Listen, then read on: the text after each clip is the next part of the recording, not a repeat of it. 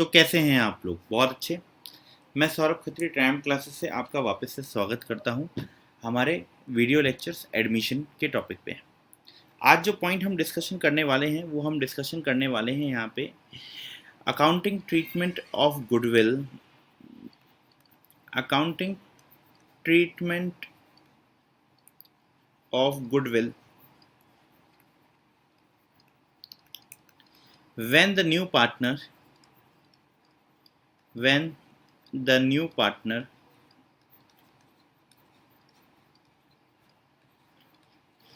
does not bring his share of goodwill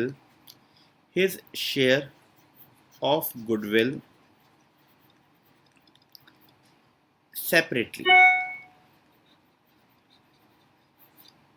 उस समय क्या होगा? हम क्या डिस्कशन करने वाले हैं आज कि गुडविल का ट्रीटमेंट उस समय कैसा होगा जबकि नया पार्टनर अपना गुडविल का पैसा सेपरेटली लेकर के नहीं आता है।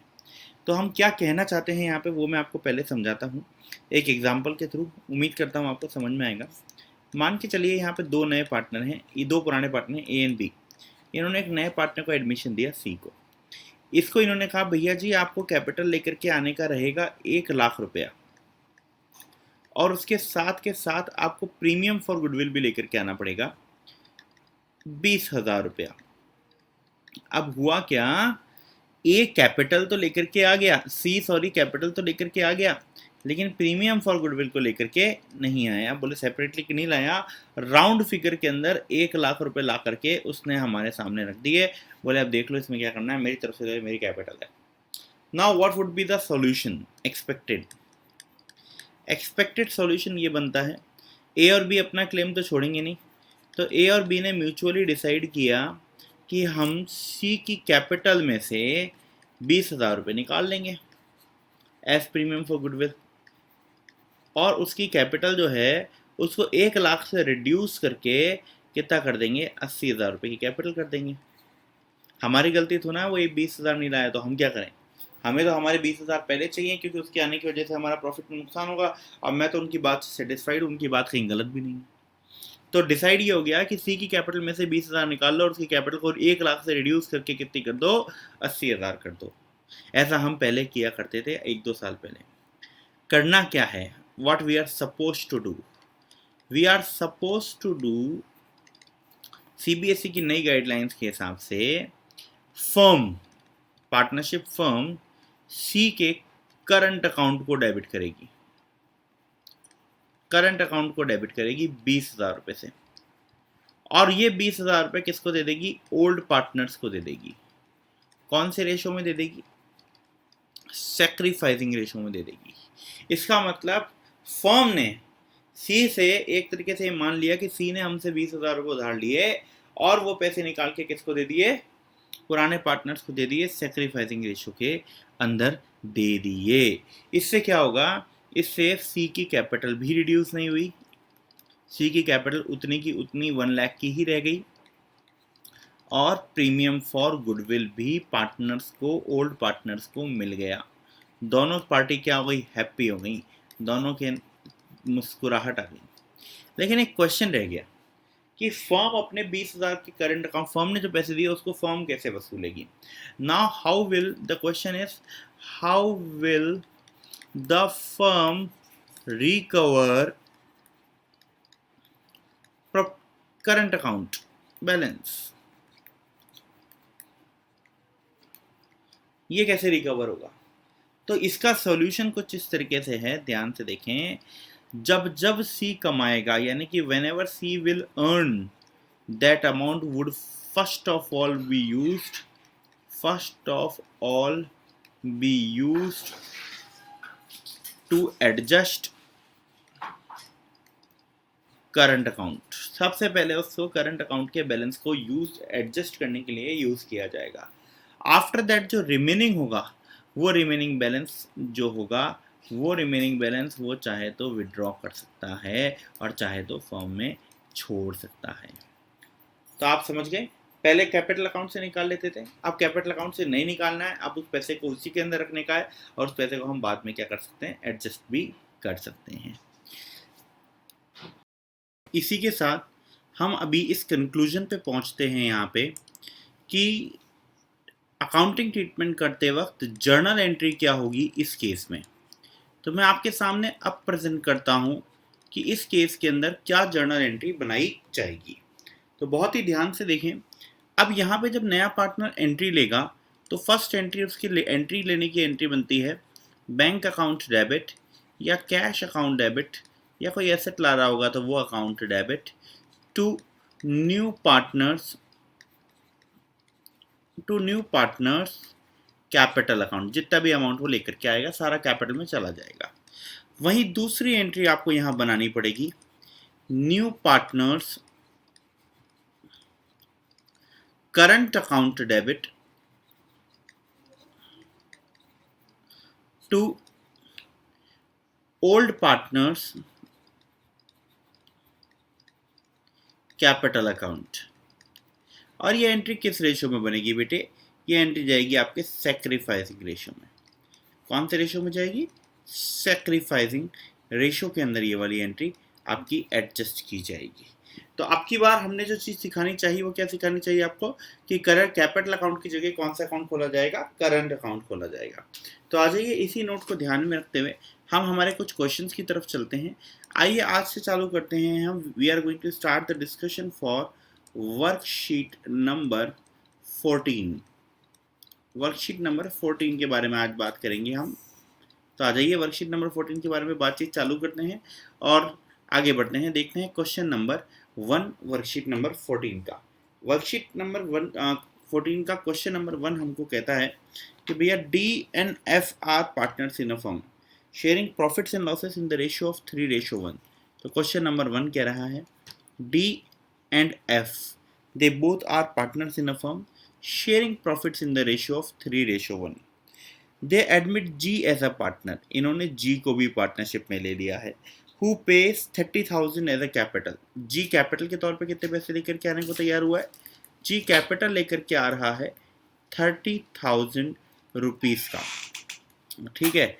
और क्वेश्चन हमारे को कहता है यहाँ पे कि नया रेशो जो हमारे सामने रहेगा वो रहेगा 3:1:1। ये तो हमारा ओल्ड प्रॉफिट शेयरिंग रेशो है, ये हमारा न्यू प्रॉफिट शेयरिंग रेशो है। ठीक है। तो वो क्या रहेगा यहाँ पे 3:1:1। Goodwill of the firm is to be is based on 3 years purchase of average 4 years profit. ठीक है। तो यहाँ पे गुडविल का क्या आएगा साहब? यहाँ पे गुडविल का फॉर्मूला है, गुडविल कैलकुलेट करने का फॉर्मूला हमारे सामने होता है 3 years परचेज है तो 3 multiplied by average profit of last 4 year है। ओके, निकाल लेंगे हम, कोई दिक्कत वाली बात नहीं है। और गुडविल कैश में लाता है तो क्या होगा और गुडविल कैश में नहीं लाता है तो क्या होगा, वो बातें हमें यहाँ पे करनी है। तो इस पॉइंट को ध्यान में रखते हुए सबसे पहले हम यहाँ पे वर्किंग नोट्स की झड़ी लगानी पड़ेगी, तब जाके हमारा यहाँ पे काम ढंग से हो पाएगा। तो सबसे पहले हमने यहाँ पे चालू किया वर्किंग नोट, सॉरी यहाँ पे वर्किंग की स्पेलिंग गलत हो गई है। तो वर्किंग नोट को करते हैं, वर्किंग नोट नंबर 1 से हमने शुरुआत करी। सबसे पहले हम चालू करेंगे calculation of sacrificing ratio. First चीज, सबसे प्राइमरी चीज, कैलकुलेशन ऑफ सैक्रिफाइसिंग रेशो से हम यहाँ पे हमारा काम चालू करते हैं। सैक्रिफाइसिंग रेशो निकालने के लिए सबसे पहले मैंने डी की बात करी। डी का पास पहले था 3/4, अब हो गया 3/5। तो उसके राउंड फिगर में मैंने ले लिया 20, 4 से डिवाइड किया, 5 3 जा 15 माइनस 12 निकल के आता है 3/20। अगर मैं f की बात करूं तो f को पहले मिलता था 1/4, अब मिलेगा 1/5। यहाँ पे ले लिया मैंने 20, 5 माइनस 4 1/20। तो मैं कह सकता हूँ कि मेरा सैक्रिफाइसिंग रेशो कितना है? मेरा सैक्रिफाइसिंग रेशो आ रहा है 3:1। तो मेरा सैक्रिफाइसिंग रेशो हो गया 3:1। तो मैं यहाँ लिख देता हूँ कि मेरा सैक्रिफाइसिंग रेशो हो गया है 3:1। दूसरे पॉइंट के ऊपर मुझे अब कैलकुलेट करना पड़ेगा वर्किंग नोट नंबर 2 के अंदर कैलकुलेशन ऑफ फर्म्स गुडविल। किसकी गुडविल निकालने का है? अब की बार से गुडविल निकलेगी फर्म की, हमें फर्म की गुडविल निकालने का है।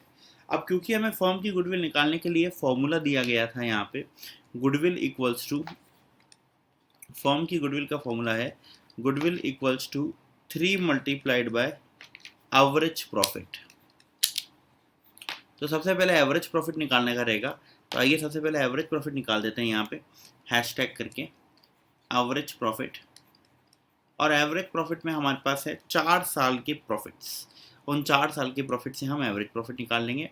तो यहाँ पे आ गया 15,000, 12,000, 18,000 और एक वैल्यू और आती है दैट इज 19,000। तो टोटल जो भी आएगा उसको 4 से डिवाइड कर दीजिए, आपका एवरेज प्रॉफिट निकल के आएगा। तो हम देखते हैं बेटे टोटल क्या आता है। तो टोटल में हमारे पास है 12,000, 15,000 प्लस 12,000 प्लस 18,000 प्लस 19,000, हमारा टोटल निकल के आता है 64,000। 64,000 को जैसे ही आपने 4 से डिवाइड किया तो आपका एवरेज प्रॉफिट निकल करके आता है 16,000 रुपये। क्या आता है बेटे? 16,000। इसी 16,000 को यहाँ पे पुट करते हैं 3 मल्टीप्लाइड बाय 16,000, तो मेरा गुडविल का वैल्यू निकल करके आ जाता है 48,000, जो कि मेरा मेन ऑब्जेक्टिव था। यह भी ध्यान रखिएगा बेटा, ये फर्म की गुडविल निकली है।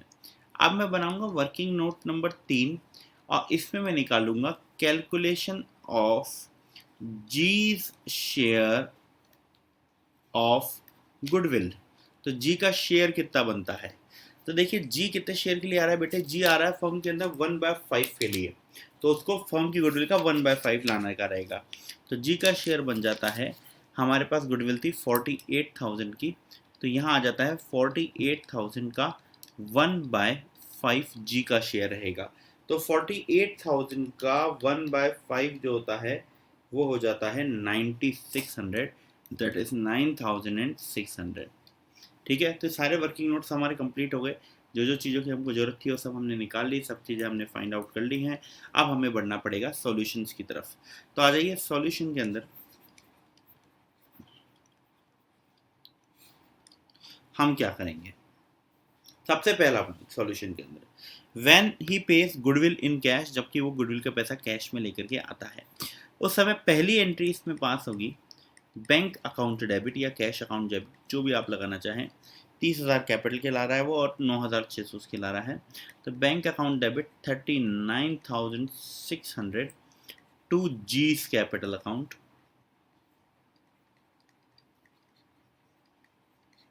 That is 30,000 to premium for goodwill account, to premium for goodwill account 9,600। ठीक है, सेकंड पॉइंट के अंदर हम एंट्री बनाएंगे प्रीमियम फॉर गुडविल, क्योंकि लाया है वो पुराना, ये तो पहले का पढ़ा हुआ टॉपिक है। तो premium for goodwill account debit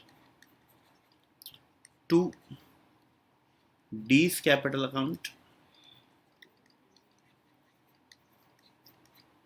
to F capital account.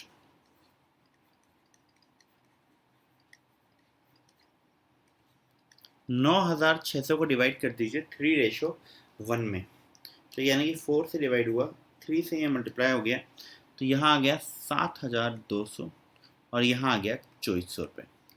इसी के साथ हमारा फर्स्ट मेथड पूरा हो गया, जबकि वो गुडविल का पैसा लेकर के आता है। सेकंड मेथड था इस क्वेश्चन के अंदर जो हमें करने को कहा गया था, वो था does not bring. Does not bring के अंदर फर्स्ट एंट्री बनती है आपकी bank account debit, bank account debit to G's capital account, that is 30,000। आपकी बार तो लाया नहीं गुडविल का पैसा, तो खाली कैपिटल आया। और वहीं एक और एंट्री आप बनाएंगे यहाँ पे, सेकेंड एंट्री। सेकेंड एंट्री क्या रहेगी वो देखने लायक रहेगी, वो रहेगी G's current account debit 9,600 to D's capital. यहाँ इसका कैपिटल क्यों यूज़ किया, करंट क्यों नहीं यूज़ किया? क्योंकि यहाँ पे फ्लक्चुएटिंग मेथड दिया हुआ है। तो फ्लक्चुएटिंग में सर करंट क्यों यूज़ किया? वो करंट इसलिए यूज़ किया क्योंकि ये रूल है कि जब भी वो प्रीमियम फॉर गुडविल का पैसा लेकर के नहीं आता है, उस समय हमको यूज़ करना पड़ता है उसका करंट अकाउंट। तो इसी के साथ हमारा क्वेश्चन नंबर 1 जो है वर्कशीट नंबर 14 का यहाँ पे कंप्लीट हो जाता है। सो बच्चों, मैंने यहाँ पे एक क्वेश्चन करके आपको ये समझाने की कोशिश करी कि किस तरीके का अकाउंटिंग ट्रीटमेंट होगा अगर आने वाला नया पार्टनर अपने साथ गुडविल का सेपरेटली पैसा लेकर के नहीं आता है। तो मैंने यहाँ पे आपके लिए क्वेश्चन नंबर 2 जो है वो इसीलिए रखा है सो दैट आप जो है उसको वापस से प्रैक्टिस कर सकें। तो मेरी एडवाइस है वर्कशीट नंबर 14 का क्वेश्चन नंबर 2 जरूर से आज ट्राई करें, और नेक्स्ट वीडियो के अंदर हम बात करेंगे हिडन गुडविल के बारे में। अगर आपको ये वीडियो पसंद आया हो, अगर ये नया तरीका मेरा पढ़ाने का आपको पसंद आया हो, तो इस वीडियो को लाइक ज़रूर करें, इसको अपने फ्रेंड्स के साथ शेयर करें, इसके ऊपर कमेंट ज़रूर करें। आज के लिए इतना ही। जय श्री श्याम, टेक केयर।